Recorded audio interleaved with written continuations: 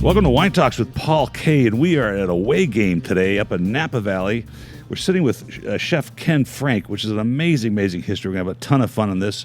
Wine Talks is available on Spotify, Pandora, iHeartRadio, you name it, wherever you hang out for podcasts, you can find Wine Talks. Always sponsored by the Original Wine of the Month Club, where you can get Bordeaux, Pinot Noir, natural wines, whatever your heart's content. So, Chef, I'm not sure where to start because the history you have here is phenomenal. But I got to start with, you were a Poly Tiger. You went to Poly High School? A Panther. A Panther. Why Panther. Because that's, okay. I never found where it said Panther or Tiger. So it's a Panther. It's a Panther. So that's in Pasadena. Occidental College was where the Tigers are. That's right. And that's where all of my ancestors went. But I was a Poly Panther. You're a Poly Panther. Then, because we're talking about the San Gabriel Valley folks because Chef grew up in Pasadena. And then you went off to... where'd you go to school after that? Did you go to France after that, or after that? So I grew up in San Marino, actually, in the house that was built to raise my dad in, on an orange grove that the two aunts that raised my dad ripped out to build houses. I used to drink orange juice every morning from trees that were left in the backyard that were from the original grove. Wow. But my parents both taught at Poly, and all of us went to Poly. And in 1972, my dad won what was called the Dudley Wright Grant, where a wealthy benefactor of the school had established a fund, the interest from which, the return on which, was supposed to fund one teacher per year to live off the North American continent with the goal of making the faculty a more worldly influence on the student body over time. So my dad won the second one in 1972. And for my 10th grade year in high school, we moved to a village of 307 people on the French side of Lake Geneva, kind of in between Geneva and Evian on the south side of the lake. I went to French public school. That's amazing. We lived in a village. We were immersed in French culture in the middle of nowhere, in a beautiful village that is a historic monument. It's a walled village. That was the home of the Duke of Savoy. So that's the northwest.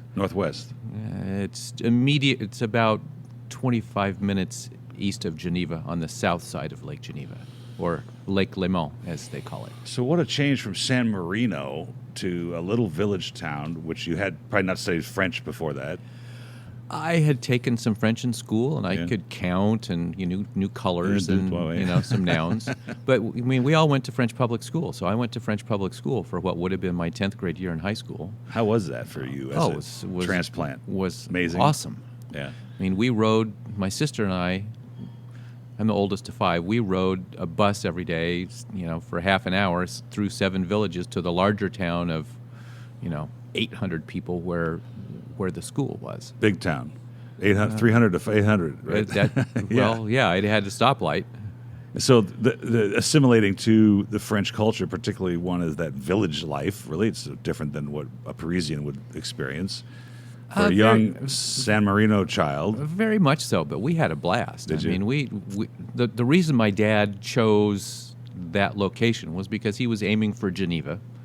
And he found a house for rent in the village of Ivoire, where we were, on a little classified ad in the back of Gourmet magazine. Wow. We know the family that still owns that house and have visited since a couple of times. It's a pretty interesting story. That's still my French village. I have great friends there.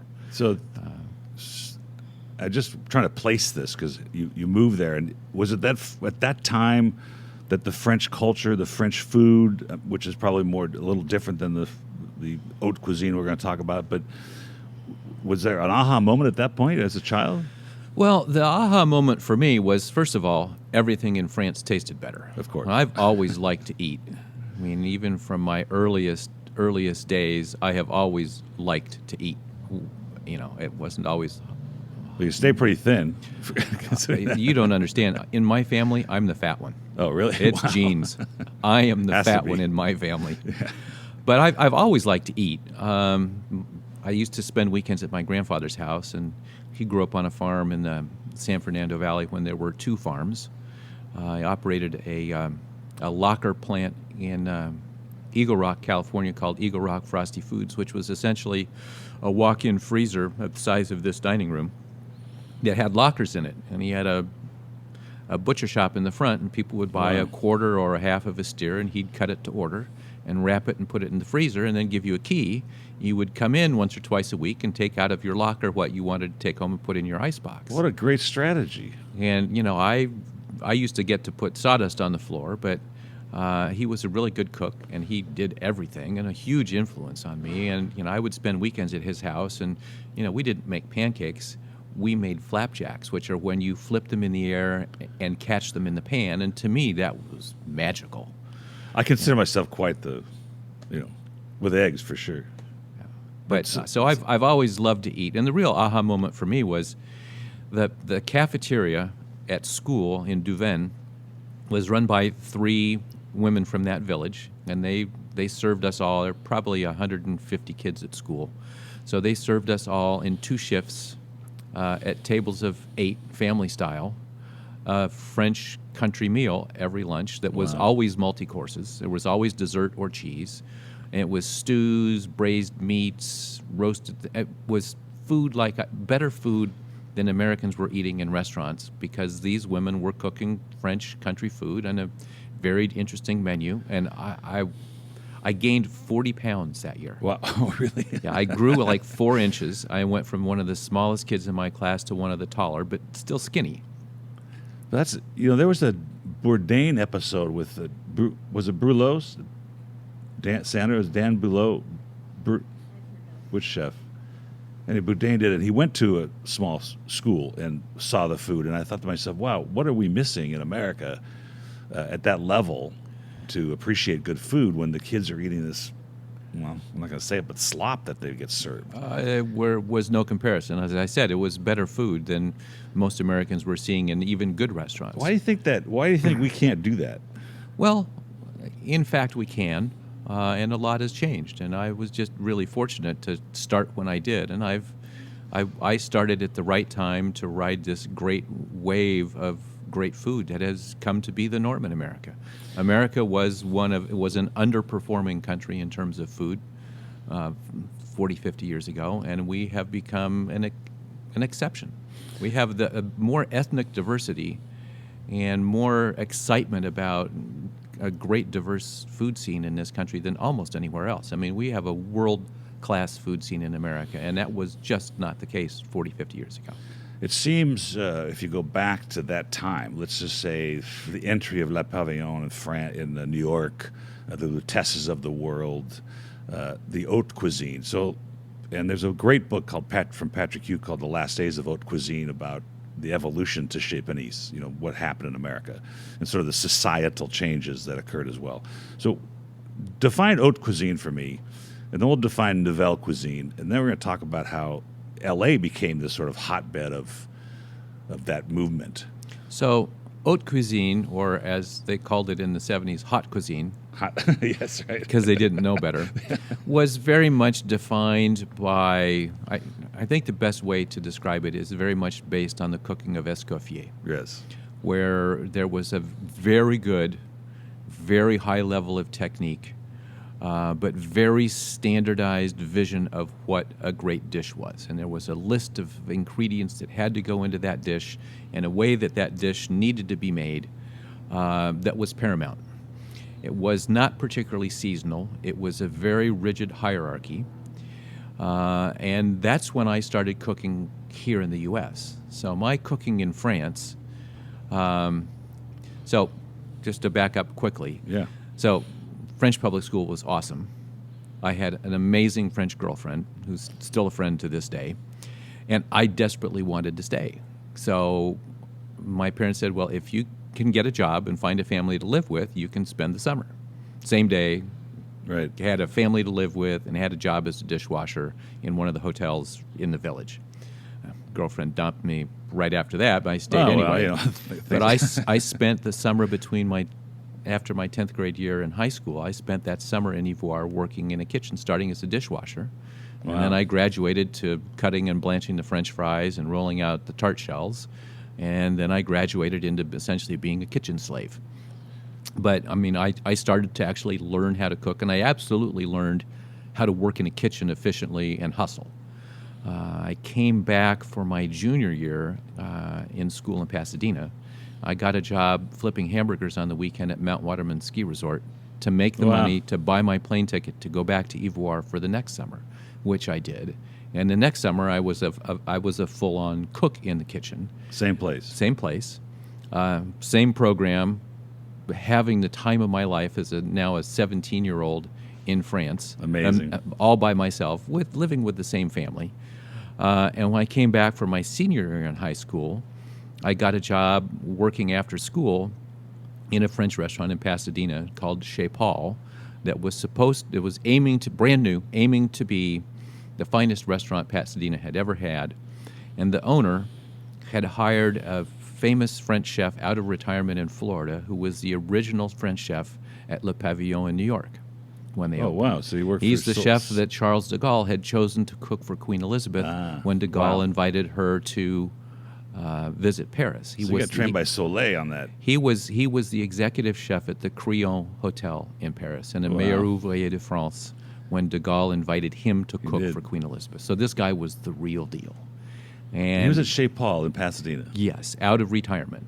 And he took me under his wing and exposed me to, I mean, I was the pantry man, but I worked harder than anybody else. And he exposed me and trained me to do things that I had never even imagined were part of cuisine because I'd seen a very simple, hearty, delicious French cuisine. The family I lived with were lake fishermen, so we ate fish every day. I paid my room and board by filleting fish in the morning before I went to work at the hotel in the basement. That's great. But the French food I'd been exposed to was delicious but simple, humble country fare, and now we were using canned truffles, and I was learning how to make soufflés. And so this Escoffier style is, and this gentleman coming from Le Pavillon and Amaf as well. Is that the kind of food? Is it still Escoffier? I mean, Escoffier was... So that would be 1974 and 1975. So it's still haute cuisine, I think. Yeah. Haute cuisine was the big deal. Yeah. San Francisco, with places like Ernie's, was still deemed to be more sophisticated than Los Angeles at the time. Well, I mean... that would soon change. It made its way west. Lutèce was, I think, of haute cuisine as well. Oh, absolutely. All sauces, the 5 mother sauces, just prepared different ways and heavy. I think my wife's bridal shower was at Chez Paul in like 80. When did they close? 80. I was there in 74, and it was around 6, 7, 8 years, something like that. So that's a pretty phenomenal story that you go back to France. How was your French then? I mean, were you... By the time I got to the end of my first school year in France, I spoke near perfect French. Oh, that's almost impossible to do. So. I was very fortunate to, your brain starts to solidify somewhere between 15 and 18. Right. And I was young enough, so I had the intellectual capacity to do a lot of learning, but I didn't have that solidification that keeps you from learning. Believe me, I speak Spanish every day with my crew. I've been speaking Spanish every day for 40 years. My Spanish still sucks. Yeah, you just can't. But as a kid, going to school, immersed in school, living in a village where nobody spoke English, there was no choice but to learn to speak French, and I picked it up really quickly. And when we go to France now, people assume I'm French because I have almost no accent. That's amazing because I've been studying it. My father speaks. He's 92, and I thought I'll learn it. So I started about 5 years ago. Every day, 3 days a week, I'm on a website talking to somebody in Paris or Lyon or some places like that, and it's just a very difficult language. By the time you're 20, your ability to absorb a new language as if it was... It's like a brick. Second nature is very, very difficult. It's really hard. It has nothing to do with how smart you are. It's just the way the brain works. So one of the things I'm catching from all this, and you worked hard in this industry. Our daughter's a boulangère in New York. They just earned a Michelin star at Benno, and then it closed thanks to COVID. But you're stumbling across this idea and this effort that it takes. And I'm wondering your concept of today's culinary schools, which I think what's his name just closed the one in New York where Saltner is, but so many kids go into this culinary school thinking I'm going to be a TV chef and the celebrity chef of that style, not celebrity chef in that you make great food, but I'm on TV, and realize that this is a very difficult, hard-working business. But it sounds like you were doing that already. You already were so passionate about doing this that you worked in a kitchen in a small village in France, and you came to America, and you just were the hardest working guy at Chez Paul. Is that not the premise of how to do this properly? That is, I believe that is the best way to do this. Yeah. Culinary schools don't like to hear this, but you cannot learn to be a great chef at culinary school. No. If you don't have it in you, you don't have it in you. By that same token, if you do have it in you, you don't need school. You need to get a job. Just work. You need to get a job. Lots of people that graduate from culinary school go on to have nice careers. Few of them end up celebrity chefs, and the whole celebrity and chef thing is really unfortunate anyway, because celebrity is conflated with talent, and they are actually culinary talent and celebrity are completely unrelated. Yes. There are plenty of celebrity chefs that can't cook their way out of a paper bag, but they're fun on television and they're fun to watch. There's a couple of them that are terrific chefs. Emeril Lagasse would be one example. Yes. Wolfgang Puck is another example. Now disgraced Mario Batali, another example. Those guys can really, really cook. Plenty of other ones, they make good TV. And how many TV chefs does America need? You know, who knows? The Food Network needs them more than anybody. To me, right? the real mark of a good chef, and this was something that I first heard expressed best by Charlie Trotter, was a chef who owns his own restaurant and is his own master, and whose style of cooking and his mastery of the kitchen is enough to make him successful on his own terms. That is a great chef. That's a real chef. Someone who has enough stuff in them to do their thing in a way that makes enough people want to pay for it. That's how you define a really good chef. And I think that's a really very good way to put it. But Makes it's sense. hard work. You work long hours. You train a long time. It takes just as long to learn to become a really good chef as it does to become a doctor or any number of other very sophisticated, very complicated jobs.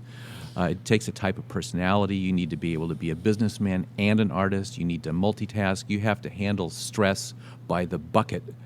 And it's not for everyone. I happen to love my job. I wouldn't do anything else. But I've grown into it. It's what I've always done. It's who I am, and it's what I love to do. There's a lot of kids come through my kitchen, and they're really terrific people, and they're really good cooks, and they work hard, and they get to 30 or 32, and they realize they're not going to be lucky. They're not going to get to be me. They're certainly not going to be famous. It's going to be hard for them to own their own restaurant and make a really good living, let alone raise a family, because it's a night job and it's a hard job. But if it's what you got to do, it's what you got to do. And I know most really great chefs got stuck on the same slippery slope that I did. Once you start it, if you love it, you can't. It's addictive. You can't not do it.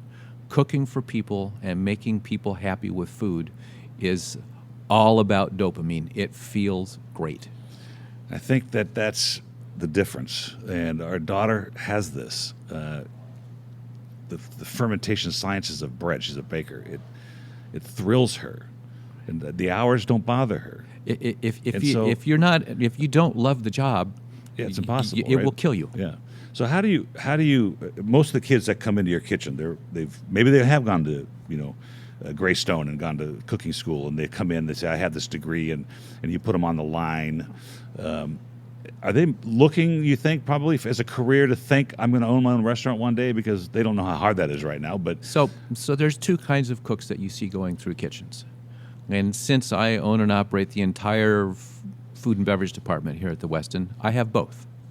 In my back kitchen, I have a fantastic prep crew. These are people, this is their career. They're really good. Among other things, I eat the best Mexican food in the world almost every family day. meals, Mexican. Not even family meal. They make great family meals, but then there's also kitchen meals. And because I eat every level of spice and I love what they do, they cook really great, very flavorful Mexican food. But these are people with families and careers who work really hard, who don't want to be me. They have great jobs, they have benefits, they're raising families. It's the American dream. That's track number one. Track number two is the young American kids that want to be me. And their dream is to work on the line in Toque, in the Michelin star restaurant, put that on their resume, and then go work in another one, and go work in another one, and build their resume, and make it all the way to the top and be the best chef that ever lived. And that's a very different track. That's driven by a passion, which is necessary. It is often not driven by realistic goals, but it's something, they're invariably young. We get the best of them here because we select them out pretty hard. But, a minority of them will go on to be truly successful and, happy into their 40s, 50s, and 60s doing what they do. Well, do you think then the migration of food from haute cuisine to nouvelle cuisine, and we'll define that in a second, but you landing in the LA scene at the time that you landed and the evolution of food in Los Angeles, which is, I don't think LA was a hotbed of food prior to those years, the years where you were, this book was written around, which is, by the way, for the listeners, this is a great book called Chefs, Drugs, and Rock and Roll by Andrew Friedman. It chronicles really the LA scene and America's movement toward nouvelle cuisine and restaurants like this. Was this an accident? How did this happen that you ended up in part of the mix of this movement in Los Angeles? Very simply, I was in the right place at the right time. This was not my plan. I love to cook. The year I lived in France absolutely changed my life. That was a total accident. I was in the right place at the right time. When I left, I graduated and moved down to Newport Beach to go to UC Irvine. And I was taking biology. I was either going to go pre-med or marine biology because I still love marine biology. I mean, I'm a marine fish geek.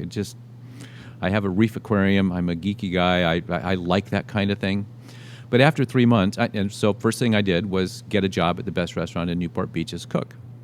It's called Ambrosia at the time. It was run by a couple of German guys. It was the best restaurant in Newport Beach, most expensive by a mile.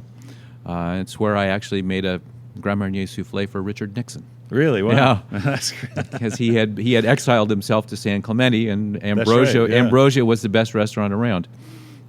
But after 3 months, I decided that I hated school. I had nothing in common with the other kids that were on the pre-med track that just wanted to be doctors because they were going to make a lot of money. And I loved the science. I hated school, and I loved cooking. And somewhat inspired by the chef Ernest Didier, who was the chef at Chez Paul when I was 17 and 18, that had inspired. I mean, he inspired me with how there was a whole level of great cuisine that I had never even imagined, and how it was really a fascinating, noble career. And until then, I'd seen cooking as a fun job, and I was making money. I had money to spend. I had a nice car. When you're making decent money and you're a senior in high school with a full-time job, you got money to spend. You're doing okay. You don't have a social life, but you got money. Yeah. And I decided, I don't want to do this. And I took a leave of absence from UC Irvine that I'm still on today. Good. I moved back up to Los Just Angeles. Just in case, right? Yeah, and I got a job at Perino's, which was the inspiration for Chez Paul. And in its very final days, though still regarded as the classic LA restaurant of certainly the 50s and 60s. It was downtown, right? Yeah, downtown on Wilshire, just a couple blocks west of Western. Yeah. I remember the restaurant. And from there, I went to La Chaumière in Beverly Hills, where I spent a year, and then I went through a number of other restaurant jobs. And most of what I know, I started cooking in France, but what I serve, the high-end cooking that I do, is self-taught, working in the U.S. and honestly, mostly working in my own kitchen because I opened Le Toque when I was 23 years old. So which is amazing. I've learned most of what I've learned working for myself in my own kitchen. So, but I don't believe in luck. I don't. I think it's preparation meets opportunity. I think it's the classic definition. And certainly, I suppose your father moving to France was maybe a little bit of luck, but he was prepared to do this. He applied for it. He wanted to try it. Absolutely. And you landed there, and you fell in love with it. And when you got back to L.A., and I'm thinking about going back a little bit to the kids that come out of culinary school and some of the trek that seems to be necessary to at least give yourself a shot. For instance, cooking overseas, cooking in Paris, cooking in France, cooking in wherever, Italy, as part of this career movement. And then you find yourself now having this experience, and you land in Los Angeles. There's this crazy movement. You know, I'm friends actually with the descendant of Kavkaz, the Markarians, who were Spago. Wolfgang Puck bought the restaurant. What was happening in Los Angeles then? Why was this movement? Had it left New York? Because I think Lutèce was still around at that time. I think Le Pavillon closed like in the late 70s. So New York was still the gold standard.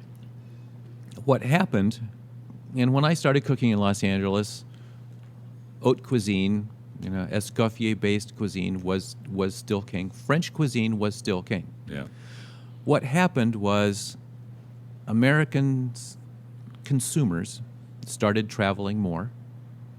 When I started cooking, all Italian restaurants were spaghetti and meatballs.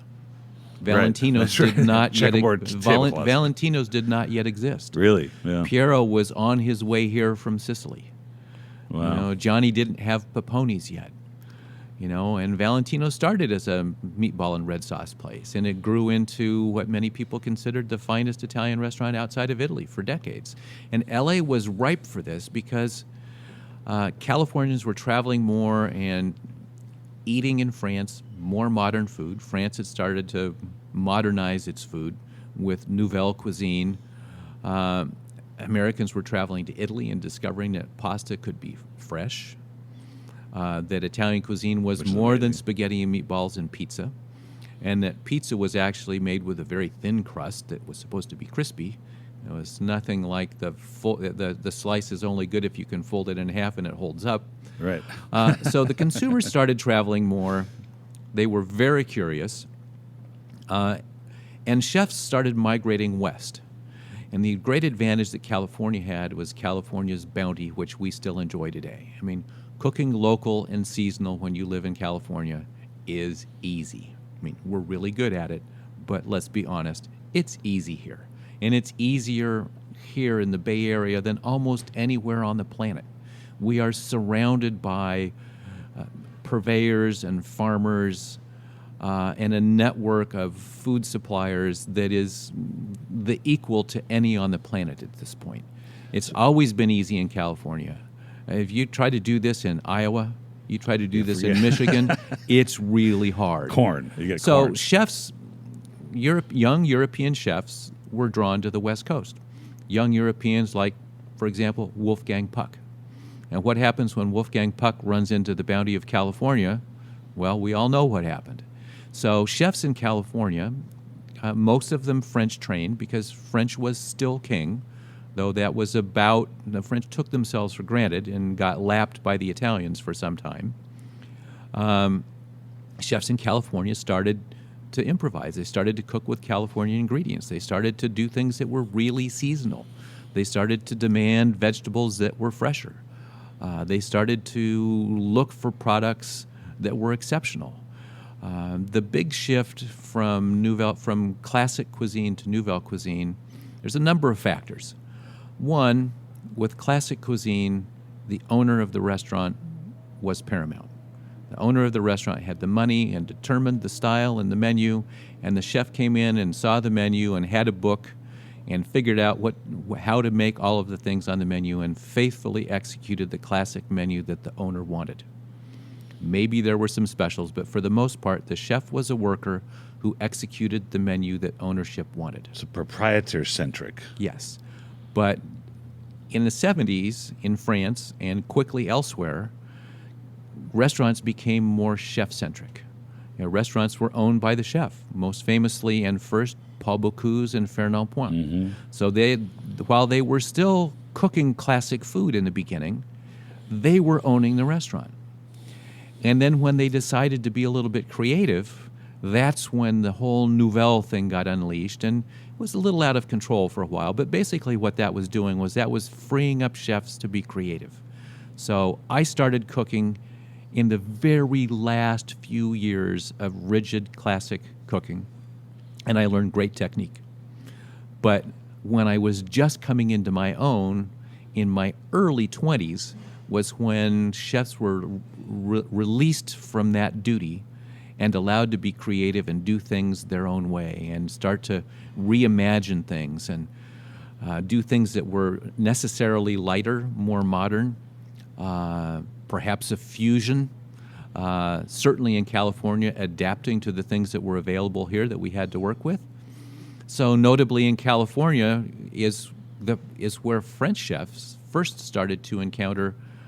You started to see French chefs using Oriental ingredients on menus. Mm-hmm. Ginger, sesame.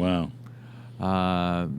California, being closer to Japan in particular, had a tremendous Japanese influence. Los Angeles, being the import center for Japanese cars into this country, quickly grew a deep, wealthy, culturally rich Japanese, diaspora, which spawned really great Japanese restaurants, which spawned imports from Tokyo of really great things. So California became a very exciting, dynamic place to be. It drew chefs. Farmers started to grow more interesting things and started working directly with chefs. What do you want me to grow? Which is something that is huge now, but it was just starting. Farmers market started. Real farmers for a markets. while in the 80s, Los Angeles was briefly perhaps the most exciting food city in the country. San Francisco caught back up. New York caught back up. They were perhaps a little later to awaken to this nouvelle. But as you would read in the book, Chefs, Drugs, and Rock and Roll, chefs on the East Coast were they were unknown, and in San Francisco. I mean, we didn't really know each other that well in the very beginning, but we were all experiencing the same things. We were all sort of coming parallel. back from Europe. We were all looking for better ingredients, and none of us had a great plan. We were just doing what we loved to do, and we were kind of all following the same path. Was Chez Panisse sort of that launching point for that change? Was that part of the culture, or was that I don't believe so. Yeah, some people Chez say Panisse, that. in its early days, Chez Panisse was a very, very amateur restaurant. Yeah. It was certainly not. Well, it sounded like that with the way they started. And it was for some time. There was another restaurant in Berkeley that was considered equally seminal, which was Narcisse. It was a very amateur restaurant, and there were certainly better chefs cooking better food in other places. You said but two Chez things. Panisse was an idea that had legs and grew into what I think is a great American restaurant, and I can't wait for them to reopen because my dad still lives in Berkeley, and I like to take him to lunch. It did. I mean, from what I've read about it, as I'm reading the story, I'm thinking, gee, it doesn't sound like the formula for something that as popular as it is today. You said two things during this last conversation there. One was the Poins of the world and the Bocuse and the Trois Gros and that generation owning restaurants. Those still are generationally run restaurants. The Trois Gros brothers, I think, didn't the wife, Poin's wife, take over? Oh yeah, when he passed away. And Sophie Pic is running the Pic restaurants now. So, and I have a book of the great L.A. restaurants. I think just before you got into the scene, you're talking about Musso Frank's and L'Hermitage, and not L'Hermitage, but Le Grand Orange. L'Orangerie, wait. I opened L'Orangerie. Did you? Yes. Was Nancy there then at that time? No. There were two French chefs at L'Orangerie that they had brought over from France. They spoke no English, so they hired me as a sous chef, and I set them up with purveyors and helped get their kitchen hired and trained. And so the point is made is that those generational restaurants, it seems so different than Los Angeles or even America in general. That in France it was so important, and cuisine was a major part of their lifestyle, as you experienced as a younger man. That we don't see that as much here. That restaurants seem to come and go. Once the chef is done, they feel like it doesn't get taken over. You agree with that, or do you think that we're now going to enter into that generational handoff of restaurants? I don't see that. Restaurants are fragile. It's the very unusual restaurant that has real legs.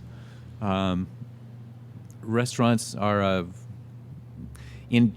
first of all, they're just fragile. Most restaurants don't last very long at all. It's very hard A to make money. 5-year run is considered a success. Yeah, right. Less than a year is the norm. A decade is enormous. Decades is one in I don't know how many thousands. And that's largely true in Europe as well. Is it? Okay. There are institutions in Europe that do manage that generational shift. But in any business, generational shifts are hard. And the restaurant business is a particularly hard business. It's very hard. I mean, Her cousin owns a restaurant in Pasadena. This is on its 30th year. And we're shocked. He's shocked. well, the higher you aim and the more stylish you are, the harder it is to have any kind of longevity. Yeah. Because restaurant trends are like fashion. Yeah. They are constantly evolving. What's exciting at the high end of this business is the learning curve never slows down. I mean, what I'm cooking today is very different from what I was cooking 5 years ago, let alone 10 years ago, let alone 15 years ago, let alone 40 years ago. Yeah. I mean, you have to constantly learn and adapt and grow all the time. And that is not something everyone is able to do. To remain relevant for decades and decades is kind of like being a musician who remains relevant for decades and decades. I think Friedman talks about that, about some of these chefs like Joachim and Wolfgang Puck and you as being like, you can't predict the future, but you can continue to lab the kitchen so you see what's happening. So when did you start Le Toque in Los Angeles? I opened Le Toque in 1979. Wow. A few days shy of my 24th birthday. Phenomenal. And how was that financed? I had 12 backers called founders.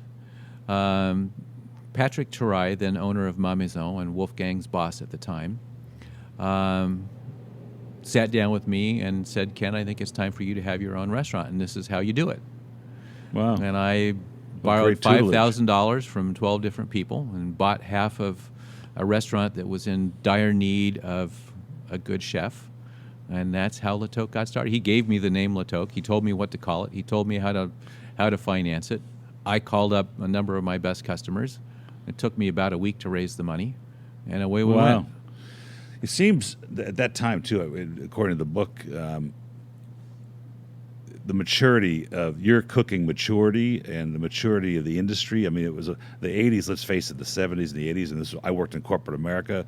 I mean, it was drugs and it was, infidelity, and it was just loaded with divorce. I mean, everything was going on. And it sounds like in the food business, it was pretty much happening as well, partying all night and getting up and just having a blast in the kitchen. But it seems like at that time when you started Le Toque, things started to settle down a little bit.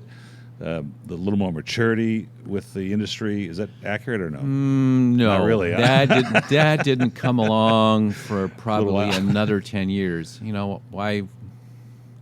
I had just gotten married when I opened Le Toque, and we had our son. Add more stress to the whole thing. And we had right? our son the next year, and then shortly after that was when I got Guillain-Barré syndrome and was paralyzed. Oh, so no. my path diverged from a lot of the flashier characters in the book at that point, as I was forced to grow up just because of the realities of what happened to me in my life. Yeah.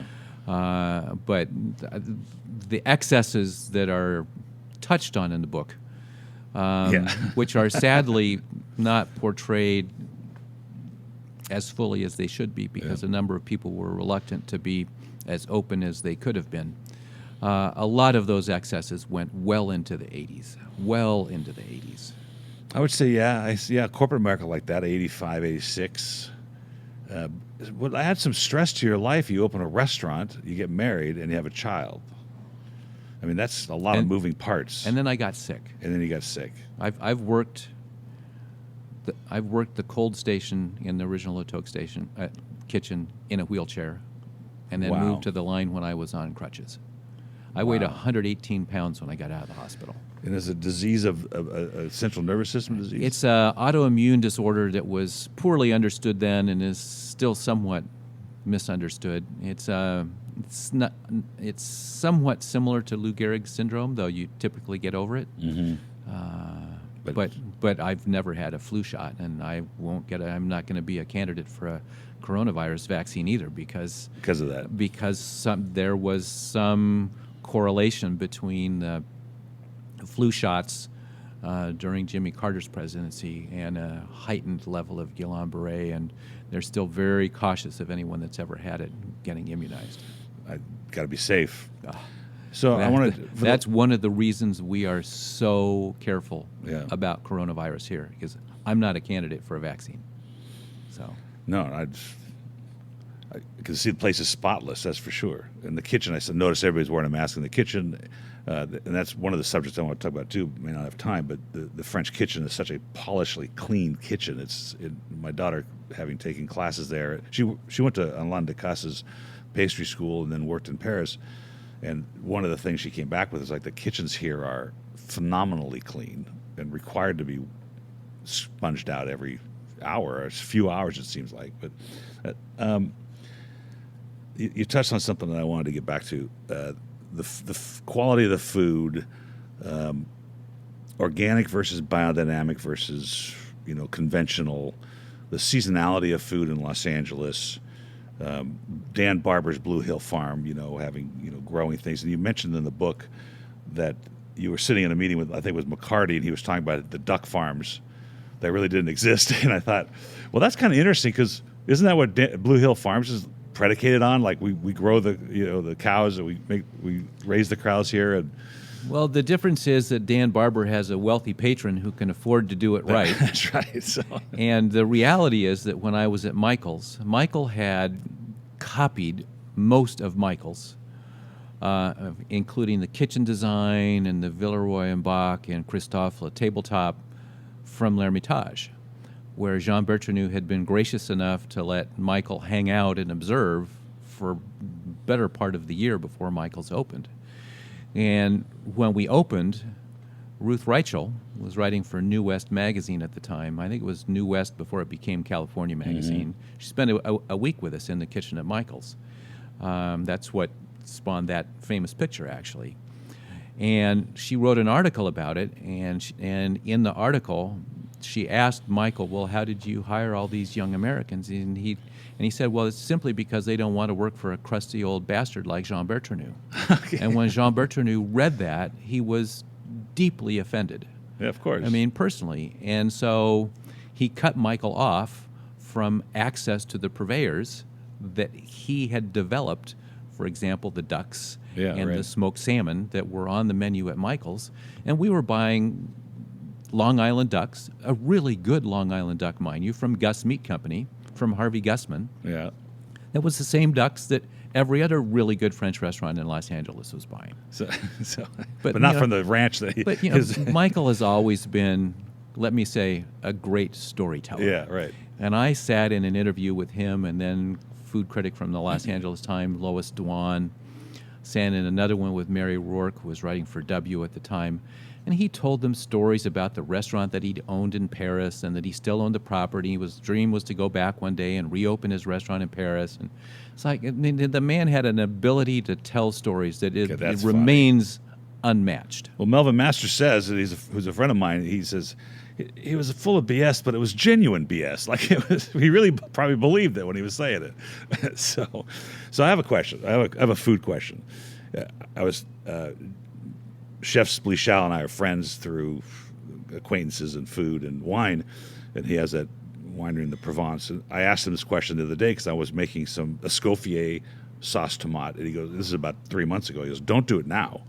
He goes, "They're out of season, and you have to have they're soon. I guess they're in season now, or they're just were." Tomatoes are amazing, crazy right now. So if we went to Santa Monica, Chef's Market, and we both you bought organic, in-season fruits and vegetables, and I went to Ralph's and bought the same in-season vegetables and fruits, And we came back to the kitchen and we prepared them identical, same temperatures, same process, everything. Does the organic necessarily, generally, taste better? No. Not. Organic is a overrated word. It's an ideal. It's a good ideal. In the wine business too, but that's why I wanted to know. Organic does force farmers to pay much more attention and farm more carefully. It is a great goal to reduce and eliminate use of poisonous chemicals and fertilizers. To farm organically, you have to work harder and you have to do things very, very well. It takes a lot of work and it's absolutely better for the earth. But whether you farm certifiably organic or whether you follow those principles is kind of immaterial to me. If you grow things responsibly and they're delicious and they're in season, I'm not concerned that you're certified or not. And I don't believe, and there's quite a bit of scientific evidence that points to the direction that organic foods don't contain better nutrients. I mean, the vitamins that they contain and the nutrients that they contain are actually the same. Are they better for the planet? Absolutely. Should they be something we aspire to? Absolutely. Should we take better care of our farmland? Absolutely. But they don't necessarily taste better. And they're not necessarily better for you. But there is a lot of validity to chasing organics and trying to make everything as natural and healthy and sustainable and responsible as we can.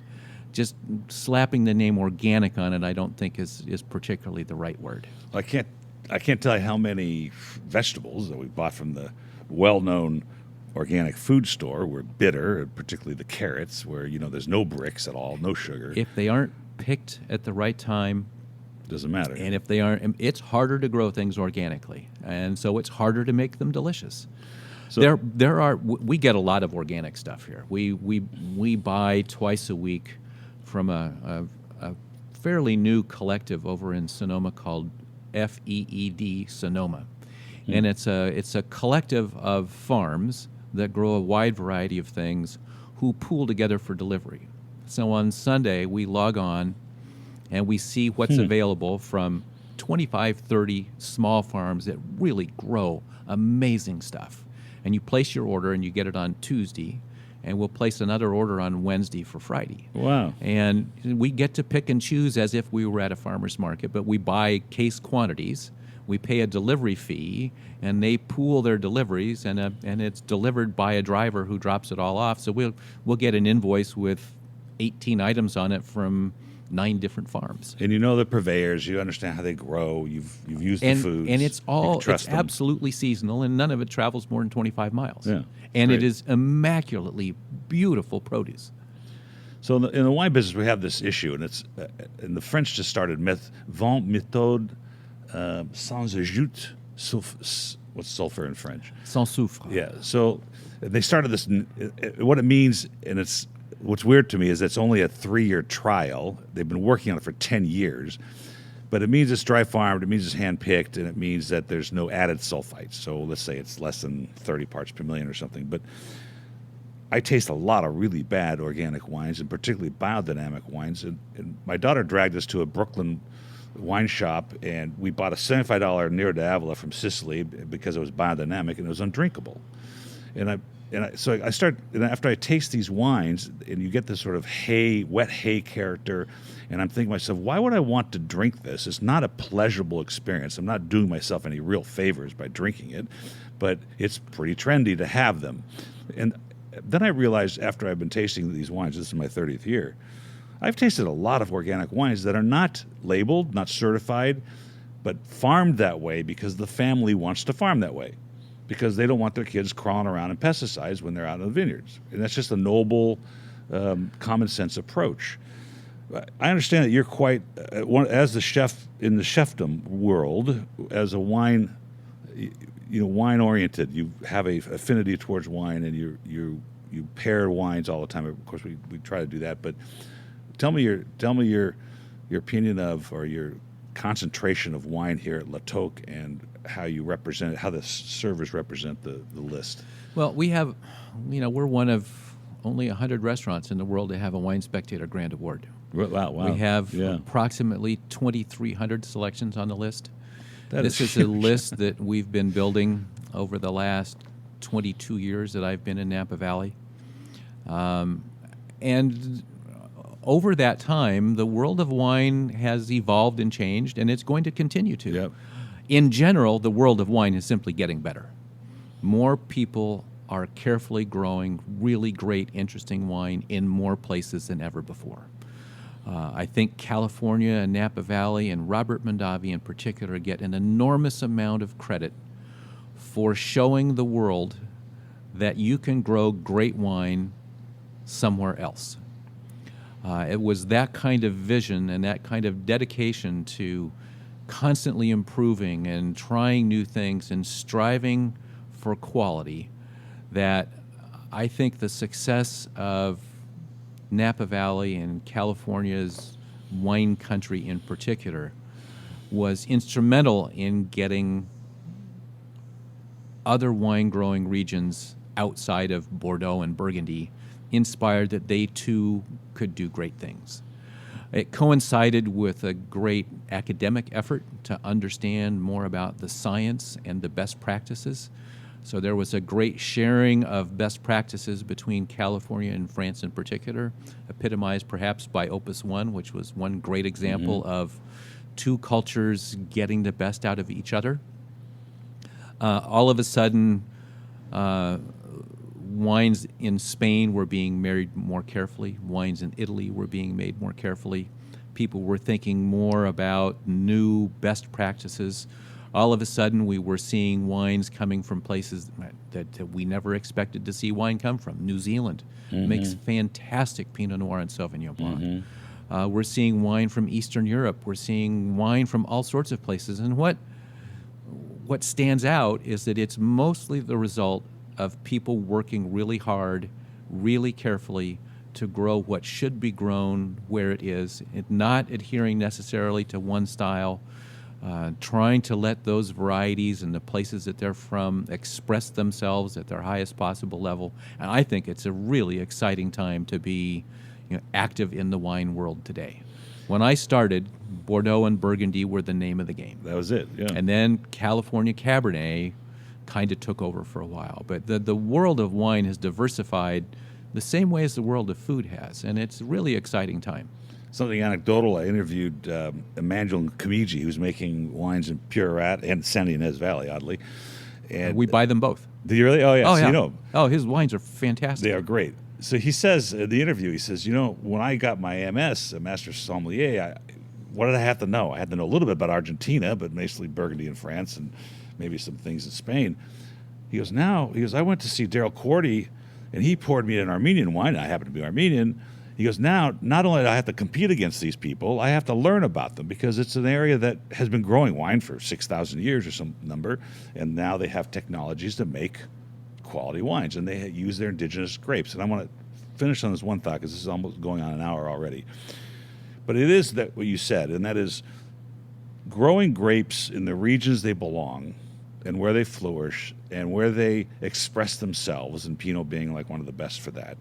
But tell me about, briefly, the evolution of food in the days of Catherine Medici and the regional. And I have this affinity for the idea that the Bordelais drink Bordeaux and they have the foods of Bordeaux, and Burgundy is the same way, and Spain, all the rest of it.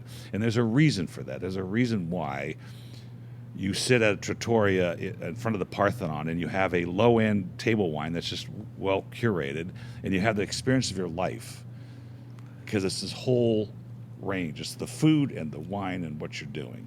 Well, it really boils down to a fundamental fact of human history, is that we are very adaptable, and we eat and we drink what we have. And when people have been eating and drinking what they have, where they are, for hundreds and hundreds and hundreds of years, they get really good at it. So when you drink a glass of rosé in Provence and you eat the food of Provence, it fits together in a way that just seems magical. Because, in fact, for generations and generations and generations, the people that live there have made the wine that they could make there, and eaten the food that they could eat there because that's what they had. That's it. And over time, they've become really good at it. That's why it works. In Italy, that's why every little corner of Italy is different, because every little corner of Italy was its own isolated little place that figured out what to do with what they had. And they waste nothing. Yeah. And they make it delicious. It's a phenomenon that I don't want. It drives me nuts, and I'm not a snob. I mean, I taste a lot of wine. I sell wine. That's my business. But it makes me nuts when I see people bring Duckhorn Merlot to what would be a fairly indigenous restaurant, Italian restaurant in Los Angeles. And not that it doesn't work. It certainly can work.